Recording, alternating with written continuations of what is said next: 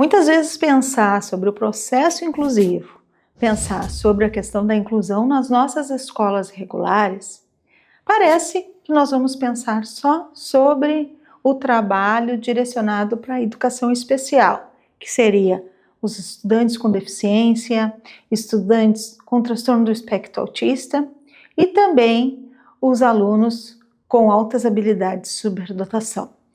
Tem uma questão muito importante que envolve os transtornos funcionais de aprendizagem e os transtornos mentais. Nesse vídeo, eu vou me deter um pouquinho para esclarecer a importância desse olhar inclusivo para os transtornos mentais, para os estudantes que apresentam os transtornos mentais. Eles vão necessitar também de adaptações, de momento, de gestão do tempo, de organização, de um olhar mais específico sobre a sua demanda, sobre o seu transtorno. Não podemos fechar os olhos para essa necessidade e para essa construção que vai se fazer, dia após dia.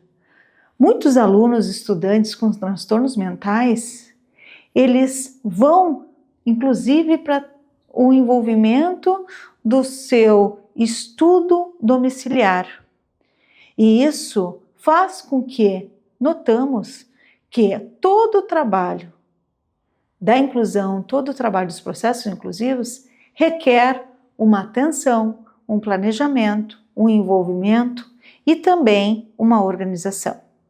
Os transtornos mentais, eles afetam diretamente as emoções, os sentimentos e a questão comportamental. É um turbilhão de sentimentos, de emoções e realmente de comportamento, aquele corpo que fala.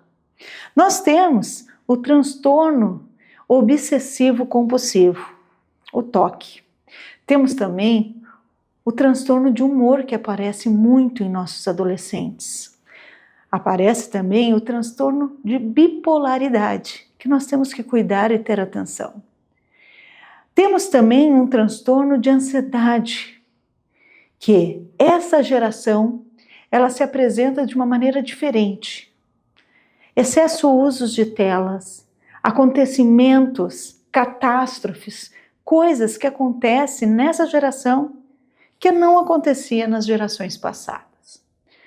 A questão da ansiedade, ela perturba demais todo o desenvolvimento, toda a aprendizagem, toda a construção que o aluno faz e necessita ter tranquilidade para fazer.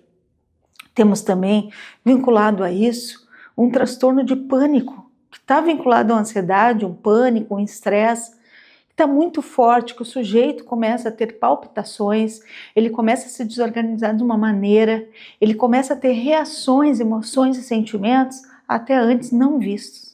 Muitas vezes se aparece de uma forma, inclusive, diferente, com outro formato de doença, inclusive. Então, nós temos que estar atentos.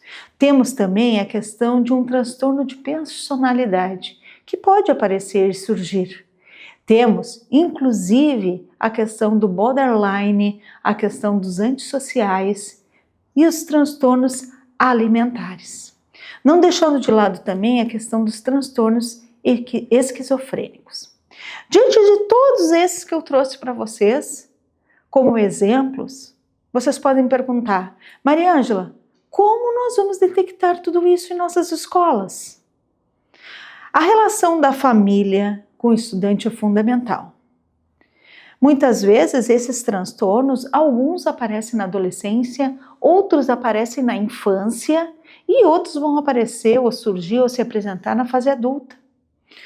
Com isso, toda a percepção diante dessas reações que envolve esse comportamento, esse sentimento, essas emoções, elas são vistas no dia a dia, nas nossas relações. Se o professor, se o gestor, se a família percebe algo que está deixando seu filho num ambiente ou num momento ou numa situação que não é legal, deve sim procurar um especialista, procurar a ajuda da escola para conseguir conversar tanto com o orientador, como o psicólogo escolar, como o professor, para tirar as dúvidas. Isso não quer dizer que o orientador vai dizer, sim, o seu filho tem toque. Não é isso.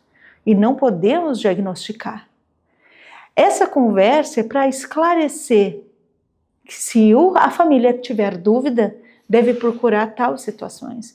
Porque tem situações que elas acontecem através de crises de ansiedade, pânico, de estresse, com situações que aconteceram na vida do sujeito, que são muito traumáticas e que estão vinculadas a esse psicológico.